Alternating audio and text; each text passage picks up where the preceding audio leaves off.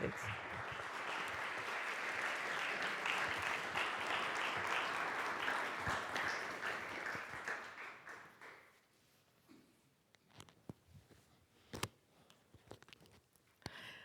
Thank you so much for having me as your guest here.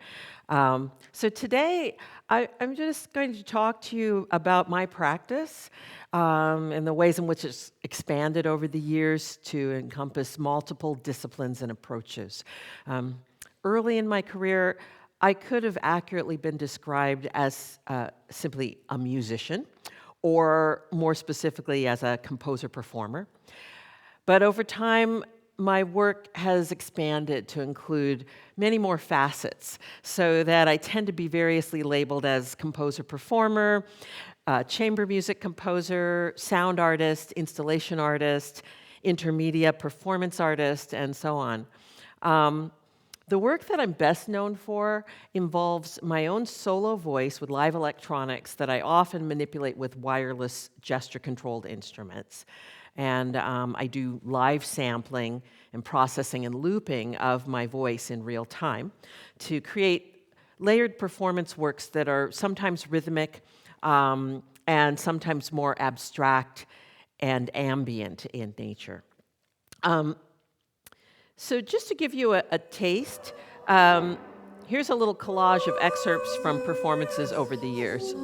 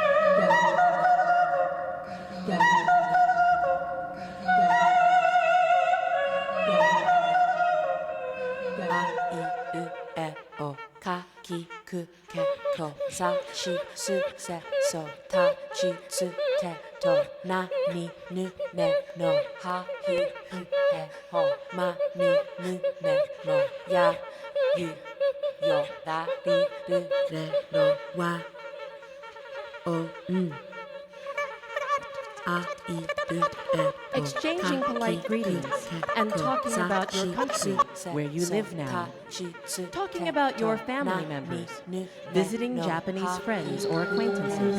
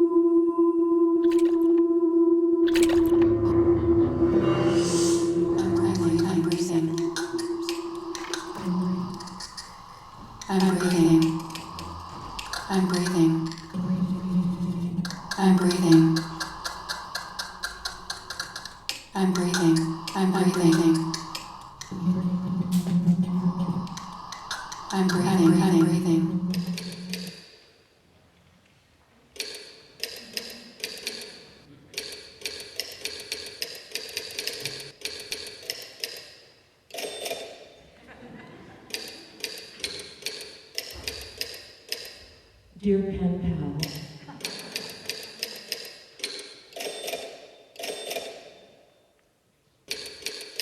My computer is broken.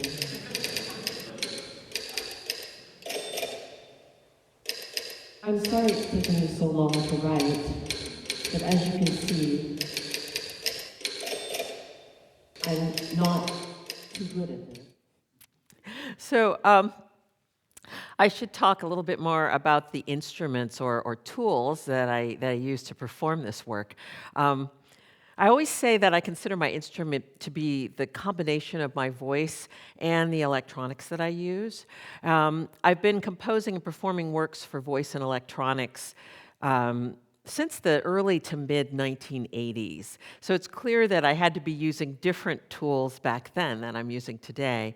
When I first started doing live processing on my voice and playing sampled sounds in performance, I was using separate hardware devices, including a stack of 19-inch wide digital delay units, outboard multi-effects processors, a rack-mountable sampler, all mounted in a portable but very heavy 6-space rack with a big old Mackie Mixie board sitting on top. And then all kinds of, like a rat's nest of spaghetti spilling out of the back. But after the years of hauling this really heavy rig around everywhere that I went, and often being charged hundreds of dollars in overweight luggage fees, I finally decided in 1999 to begin the arduous process of porting all of my electronics functions into software using a program called Max MSP. Now, Cycling 74, the company that makes Max, had only recently added the MSP or max signal processing capabilities, making it possible for me to then perform the kinds of processing functions that my work required in software on an Apple PowerBook. So I began the arduous process of building a max patch to host all of the processing duties that had been handled by the rack of gear. And I stacked up software delays in my patch the same way that they had been stacked in my rack. I even named them after the delays that they were replacing. So this is an image of what the patch actually has evolved to look like today. But over time, the rapid pace of tech advances and upgrades have proven to be sometimes helpful, but often sometimes a curse because of countless hours spent in efforts to correct or circumvent problems around the compatibility between my patches, plugins, changing versions of the software, and the Mac OS. And we can talk about that more later if you like, but I can say that the way that I work with voice and electronics in live performance, though constantly evolving in specific tools and technology, has remained surprisingly the same over the years. The first voice and electronics pieces I composed were for my voice and a single channel, a single digital delay unit. And I developed very early on some techniques of working with delay that persist to this day.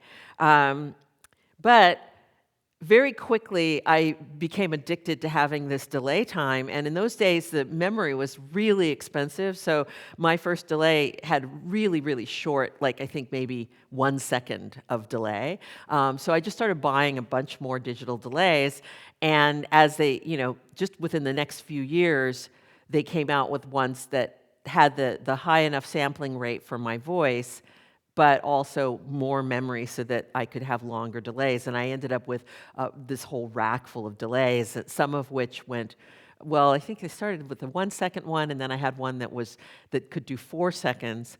And then I eventually got this one that I could do 32 seconds, and I was like, I thought that was amazing. But one of the things that has occurred throughout my time working with this technology is that a lot of my best ideas come from happy accidents.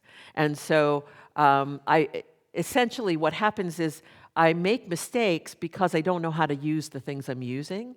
And then the mistakes end up being much more interesting than whatever I was trying to do. So an example of that is with my first when I had a couple of digital delays, I had this idea that, oh, it would be kind of cool to have two different loops that are in sync with each other in both digital delays. So I had them kind of like daisy chained together, and then I would put something in one of them, and then I would set that one at a certain delay length, and then I thought, well, so one of them will be 1 second, and the next one will be 2 seconds, and then they'll be kind of in sync with each other. But the delays, they called them digital delays because the recording that they made was actually a digital recording when the sampling happened. But the actual devices had all these analog controls on them. And so if you set it to, like, say, 2,000 milliseconds, it would be 2,000 milliseconds, give or take. And some days it would, depending on the weather, it would be longer or shorter. And so when I first had two of them, I was trying, and we didn't have MIDI yet. I mean, I couldn't I couldn't slave one to the other one. And so I would just start one at 1 second, and with the knob on the other one, I was trying to set it at 2,000 milliseconds. And I thought I had it, and it would sound great, and then it would be like, after just a few seconds, the loops would start to drift apart. And I must have sat there half the night trying to get them to sync together until I just stopped and started listening. And I thought, oh my God, this is so beautiful. This sounds so much better than the boring thing I was trying to do. And I heard, it was my first hearing of out of phase loops. And I was so ignorant at the time I wasn't aware that Steve Reich had done this decades before with using tape. And I thought I had invented the thing. I was just like, oh, these out-of-phase loops are just the thing. And so I was very excited.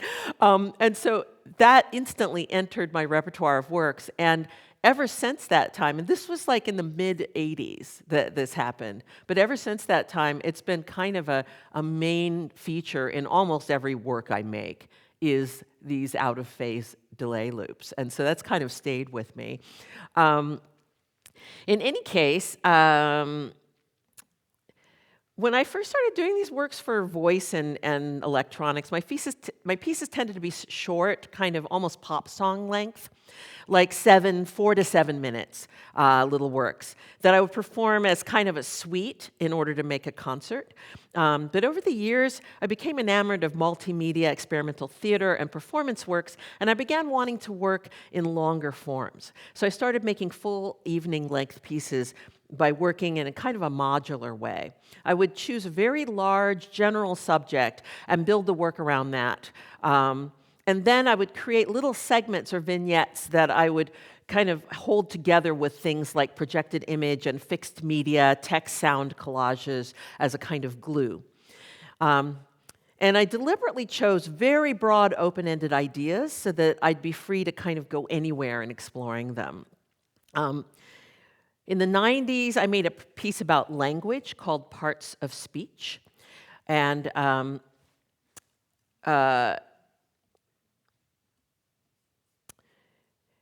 this took the shape of a sound work, and then a performance work, and an installation. And then I made one called Gaijin in 2001 about the concept of being a foreigner in the place where you live. And you actually saw an excerpt from that in the first work sample that I showed you. The piece involved myself and 3 Buto dancers, Shinichi Yovakoga, Kinji Hayashi, and Lee Evans. And I made a number of other, let's see if I can get this to advance so you can see some of that. Okay. Yeah. And I made a number of other large-scale performance works after that. And then, Gaijin, these are scenes from Gaijin, which was the one that I made that involved Buto dancers. And then in 2010, I made a piece called Baggage Allowance, which took the shape of a sound work, and then a performance work, and then an installation. And I made one called Gaijin in 2001, which you saw segments from. So the piece baggage allowance, oops, hang on a second here. Oh yeah. So this is a scene from Baggage Allowance. It premiered in I guess 2010 at Theater Artaud in San Francisco, and then at the Kitchen in New York. And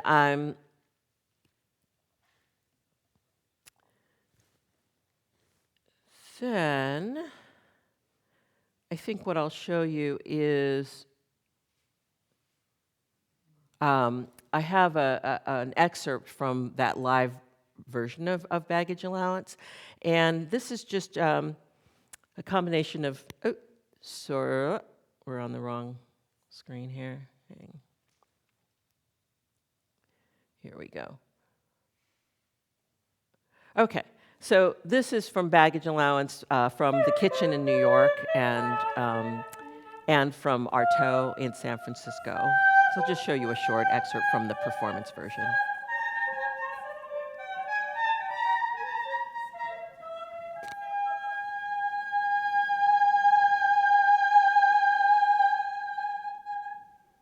Use caution when opening overhead bins. Items may have shifted during flight. Unknown person, unknown person, unknown person, unknown person, unknown person, unknown person. Did you pack your own bag?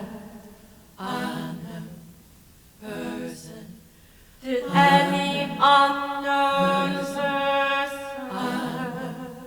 person ask you to carry something? Unknown person.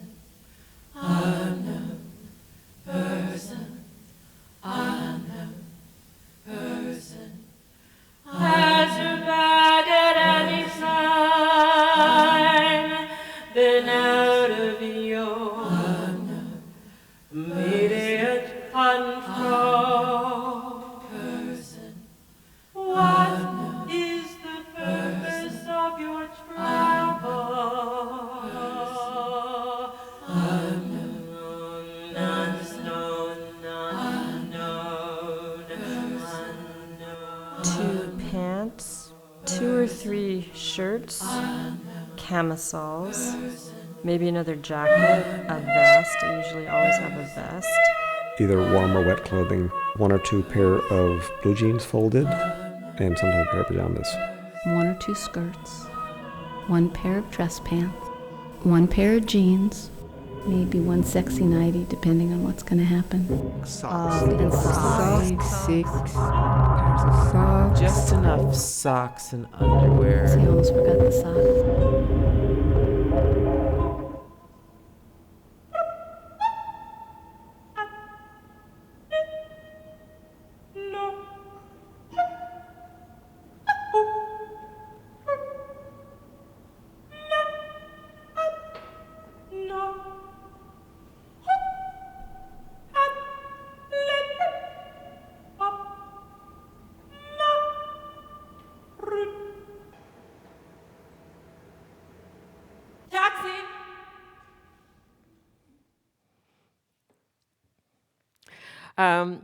So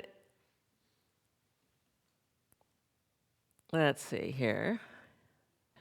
Where were we here? Okay, so by this time, when I was working on baggage allowance, I'd actually already expanded my practice to include sound and video installation. Actually, the first aspect of baggage allowance that I conceived of was the installation. And I was offered a solo exhibition at the Krannert Museum in Illinois, which had its opening in January of 2010, which was actually several months before the premiere of the performance work. The installation had 7 pieces, mostly involving objects with sound and video embedded, and they were bag X-ray, weeping steamer trunk, suitcase, Holly's patent, a single-channel baggage allowance video, sonic suitcases and tape loops.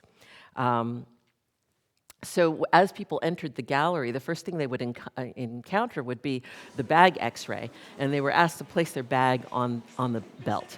And I had actually designed the software to grab an image of their bag and then insert unexpected objects in it, so that what would look like they had these things when their bag showed up on the screen. And the software actually would look at the bags and choose size-appropriate objects from a database of objects that I had fed into it. So there were things like, a weapon, a chest X-ray with a beating heart, live animals, an Emmy Award, tools, all kinds of things would appear in people's bags as they went through the bag X-ray. Then another piece that I had was called the Weeping Steamer Trunk. And it involved an actual antique wardrobe trunk, and this is the kind of trunk that people used to actually travel with, which is kind of crazy if you think about it now, because this one weighed 75 pounds empty. It was more like a piece of furniture than luggage, but people actually used to travel with these. And so what I did was I embedded sensors in the drawers, so that as people opened and closed the drawers, they would get various images in a display that I had embedded in the lid of the trunk, and they would also hear sounds coming from it. And then there were also actual physical objects that were in the drawers, some more interesting than others. There was there was even one that was like a tiny little model of a Victrola, and when you open that drawer, you would hear the sound of vinyl surface noise. There you can see that it's a little teeny tiny Victrola. And then there was another drawer that was filled all the way to the top with hair. Then some of the drawers had more normal things like, a locket and a pair of gloves, and, one drawer was filled with old family photographs. But each one of these would trigger some sound and some image that you would also see in this sort of like cameo-shaped opening in the lid of the trunk. And so then, in addition to this piece, there was another one that was called Suitcase. This is probably my favorite of all of the pieces that were in this exhibition. And it was, even though it was not that technically complex of a piece, it was one that seemed to be the most affecting to people. And I think it was probably largely because of the scale, because it was a very small suitcase, about 24 inches wide. And yet people would walk up to it, and there was a grown woman curled up sleeping inside the suitcase. And occasionally she would wake up and look right at them, which startled a lot of people. Like one or two people actually screamed when I was in the gallery and that happened. And there was also a sound element. I had my voice just sort of muttering and fussing over the things that you kind of worry about when you're trying to get to sleep at night.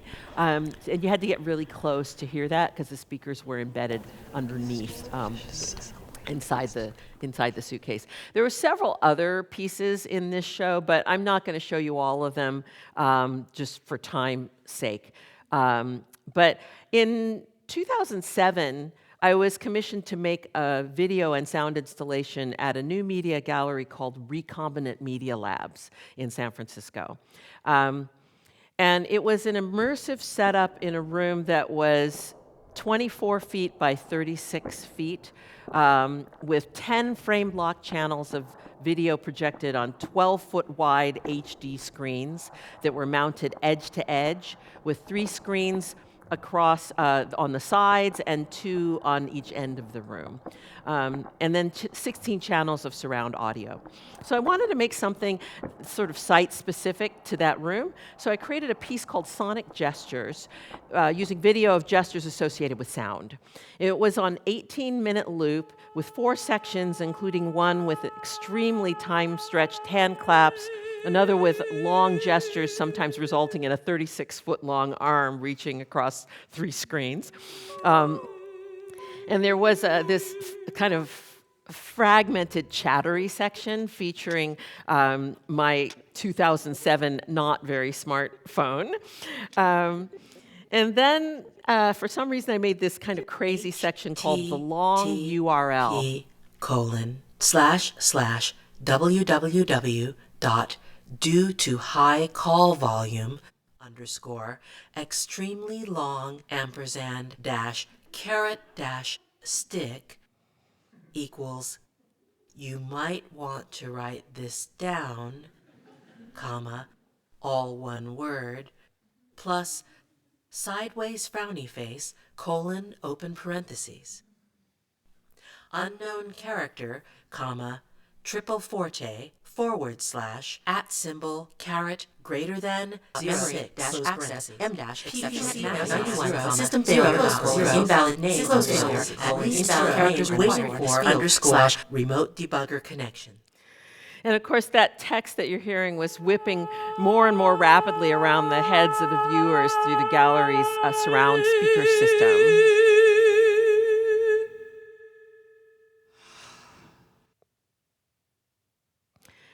So after the showing at Recombinant Media Labs, the piece kind of went dormant for several years because there wasn't really any gallery equipped to show the work. But in recent years, the technology has caught up and it's become possible to rejigger the piece so that it can be served from a single computer. In 2019, Sonic Gestures was shown in 2 galleries in Europe, Trondheim Elektroniske Kunstsenter in Norway and Savvy Contemporary in Berlin. Now, although my work over the years has begun to have some presence in the space of visual arts, it's not so much a shift as an expansion of what I do. I'm inspired and influenced by works of great artists all across the spectrum of disciplines. And when I get excited about something I see, I often want to dive into that world. But through all this broadening, sound tends to remain at the center of my work. And the human voice and speech sounds are central to that. Often when I start a new work, whether it's a music composition, a sound work, an installation, or a solo video performance piece, the first thing I do is I record interviews with a number of people. And then I use that interview material both as inspiration for making the work and as actual material that I use to compose the music. One of the aspects of speech sound that I find delightful is the fact that it's full of pitches and rhythmic material that can be harvested for use as notes and rhythmic figures in a musical composition. As an illustration of how I like to work with these speech fragments, I'll play you an excerpt from a piece I made called Memory Trace. But I can't remember. I can't remember that. I don't remember. I don't know what I was doing exactly. After that, Well, yeah. Remembering. I can't remember. I all remember. He remembers. He remembers. He remembers. He remembers. He remembers coming towards me. I remembered us. I remember. Oh, I can't remember now. Wasn't sure that I remembered my boyfriend's. Form or shape. Well, yeah. And an apple. And an apple. And an apple. And there was a green apple. And an apple. And there was a green apple. Apple Store. Got in my iPod Touch. And there was a green apple. And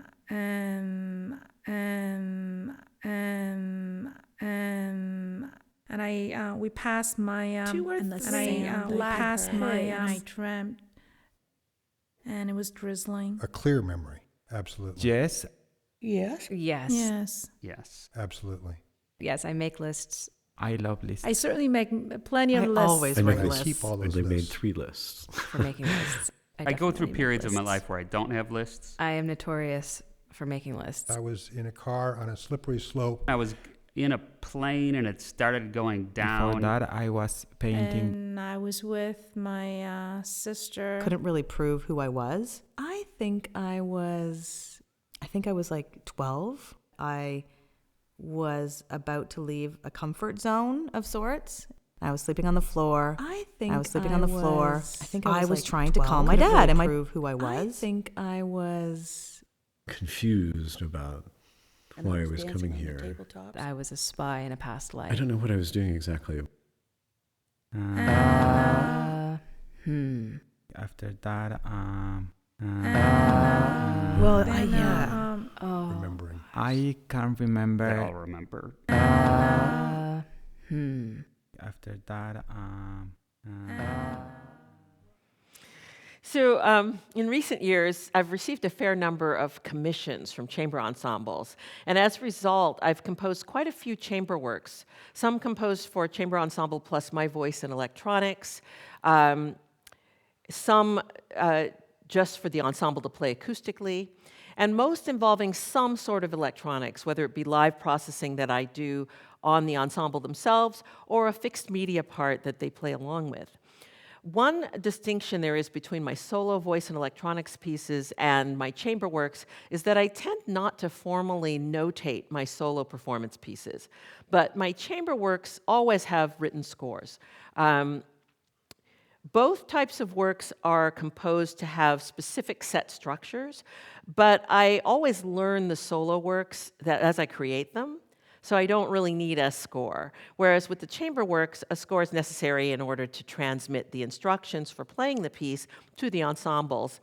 And the score is generated as a part of the process of composing the work. In 2012, I was commissioned to compose a work for Kronos Quartet, which was written for string quartet and tape, as we still like to call it.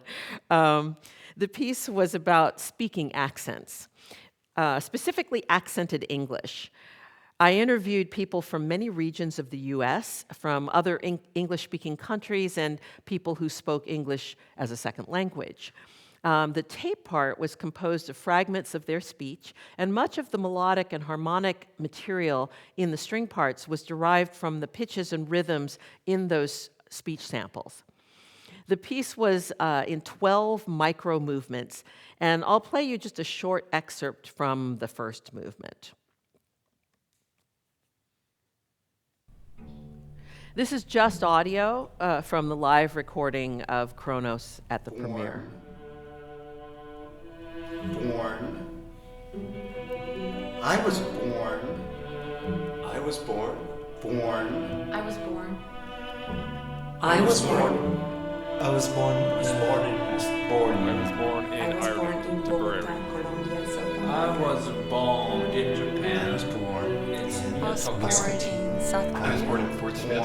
in Western Australia. I was A born. city called I was born in Milwaukee, Wisconsin. Paris. My father was born in Houston, Texas.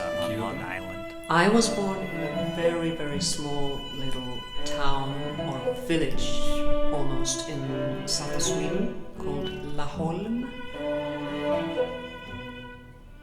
Called Laholm. Called Laholm. Called Laholm. Called Laholm. So another string quartet that I composed was commissioned by a group called Del Sol Quartet in 2016. It's called Attention. And I composed it for string quartet, mobile devices, and a fixed media part that's not just audio, but actually incorporates video that I made. In a few places, like at the opening and closing of the piece, the video actually serves as a graphic score for the quartet.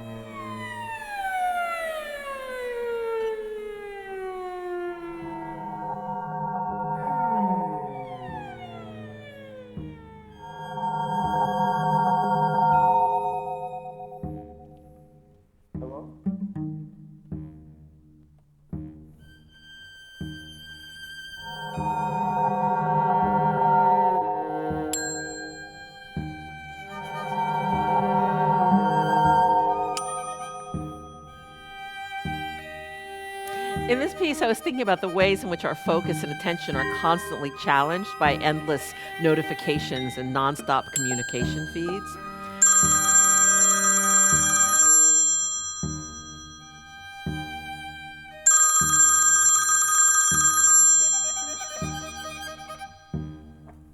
players are sort of forced to split their attention, navigating distractions and also distracting one another as they sort of multitask their way through the piece.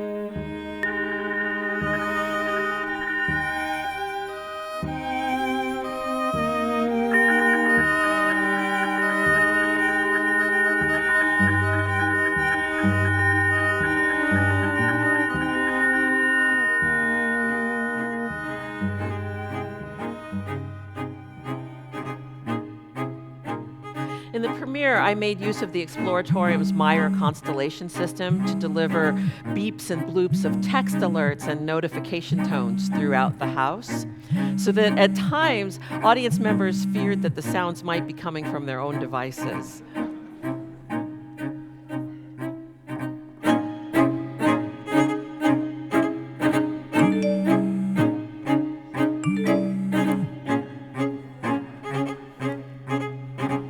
In this section, the violist receives a text message indicating a change in the score.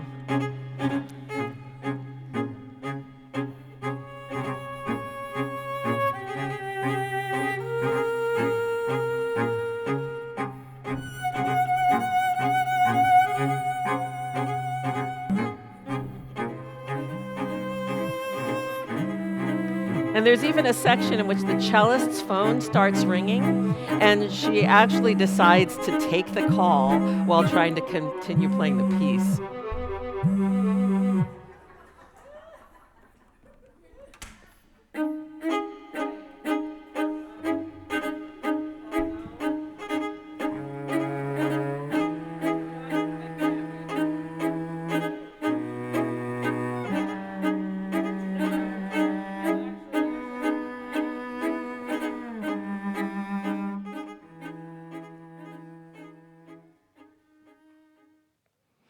So throughout my career, I've composed a lot of scores for dance and film.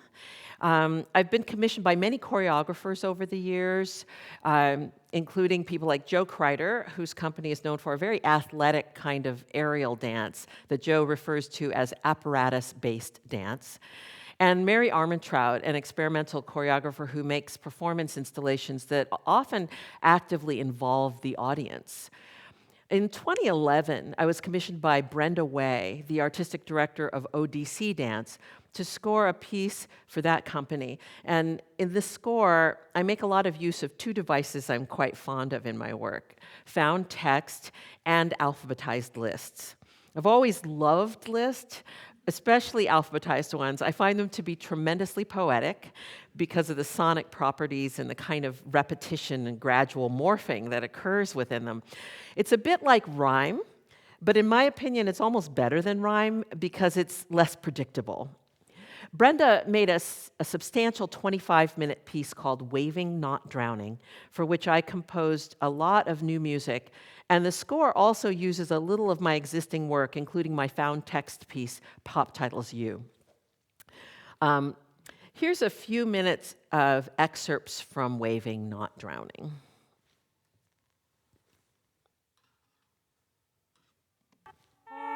La lingerie, les lunettes, le luxe, le maquillage, les mannequins, les manteaux, les maris, la mode, le parfum, la personnalité, la photographie, la plage, la planification, la pluie, la posture, la prospérité.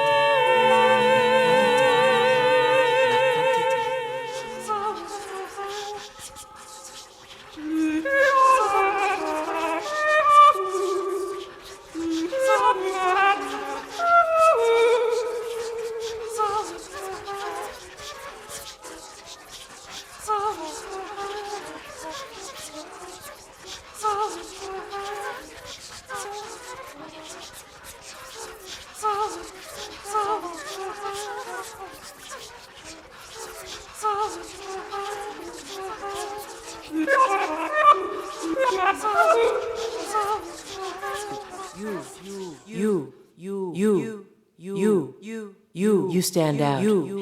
You started laughing. You started me dreaming. You started something. You started something. You stayed away too long. You stayed on my mind. You stepped into my life. You stopped loving me. You sure got this old redneck feeling blue. You sure know how to party. You sure know how to use the things you use. You sure love to ball. You sure make cheating seem easy. You sure tell it like it is, George Jones. You take a little bit of it home. You take me for granted. Coats, cocktails, color, comfort, daughters, dinners, discretion, dresses, earrings, expecting, fashion, figures, funerals, gadgets, gestures, girlfriends, glasses, gloves, grooming, hair. So in fall of 2019, I moved to Rome. I was the recipient of the Rome Prize in Music Composition, and I went there to begin my fellowship year. The project I was going there to work on was a performance work called Simultaneous, exploring ideas around synchronicity and simultaneity. I started the work, as I often do, by conducting a lot of interviews, attempting to interview all of the Rome Prize fellows, as well as residents and some staff. My Rome Prize fellowship year was cut in half by the COVID outbreak, and I wasn't able to finish my project while I was there. But I did manage to create an installation work called Sonora Spolia, using a lot of speech fragments from the interviews that I recorded. I installed 21 speakers in the cryptoporticus of the American Academy of Rome. And I created a spatialized immersive sound work for the Academy's annual Cinque Mostre exhibition. Different layers overlapping. Different layers. Different layers. Different layers. Different layers overlapping. Different Significant layers. overlap. Very much overlapping. Different layers. Very, very much overlapping. Different layers. Different layers. And so, so.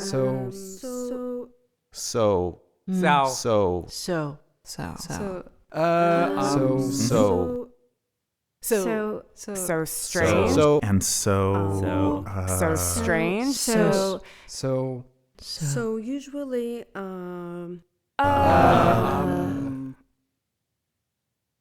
and she and I realized that we were both wearing the same, in that moment, like the same exact pair of flannel pajamas with penguins on them. I had a dream about a very dear friend caro who amico I don't speak to very con cui often. non parlo molto spesso. He was a friend from college. Era un compagno di we were very college, close. eravamo molto amici. So when I returned stateside, needless to say, all of my live events were canceled or postponed, and I found myself facing the strange new reality that we all lived through in the past couple of years. I began to focus my creative energy on more concentrated studio practice, trying to complete commissions for works long neglected in recording projects. And I was then, and I still have been since then, kind of inundated with commissioning deadlines for many online performing and speaking engagements, and then now again in-person ones. But when I was doing the online appearances, I began exploring ways to exploit this new platform and take advantage of the ways that it differs from live performance.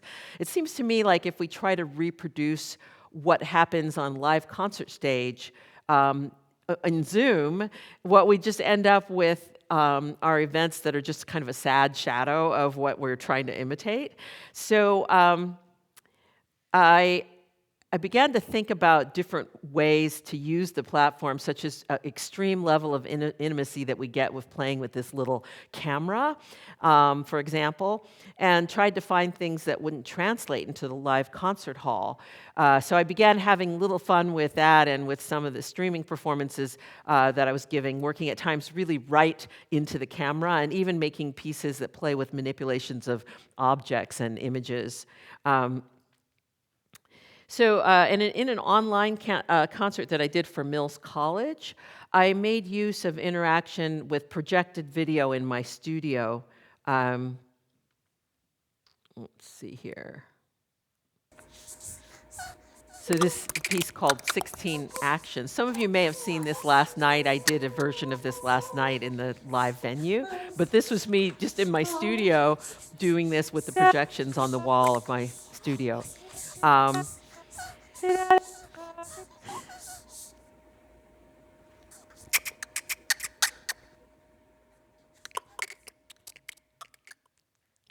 So I've been doing a lot of composing over this past years, and including several fixed media sound works, one being a 45-minute piece for Berlin's Deutschlandradio, which aired in December of 21, I think. Yeah.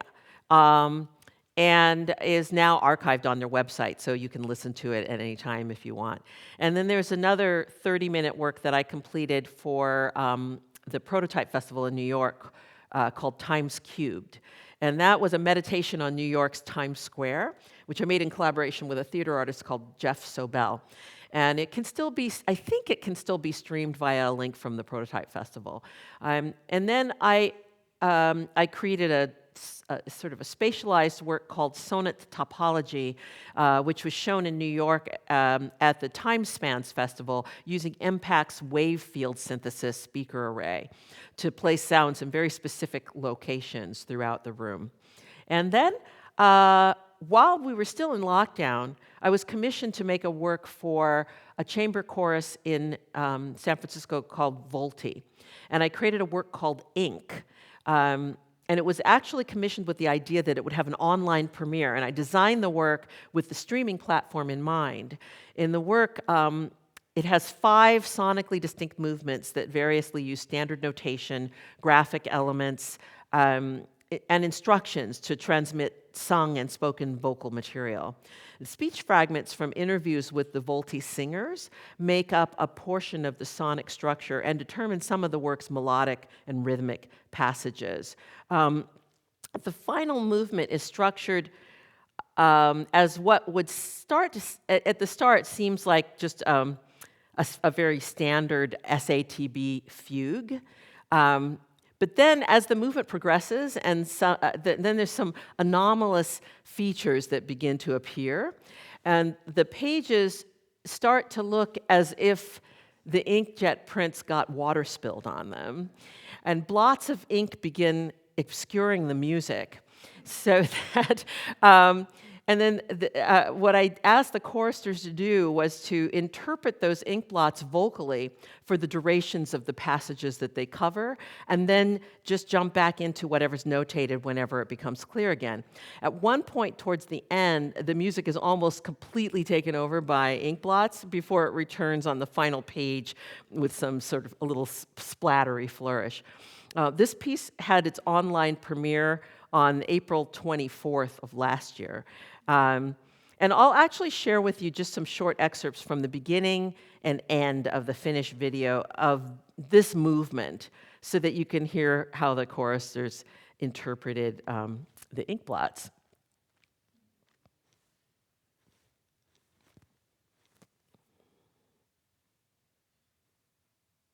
Millions of microscopic droplets of water-based ink, Odysseus' rhythm of makers unto the paper, Odysseus' photographing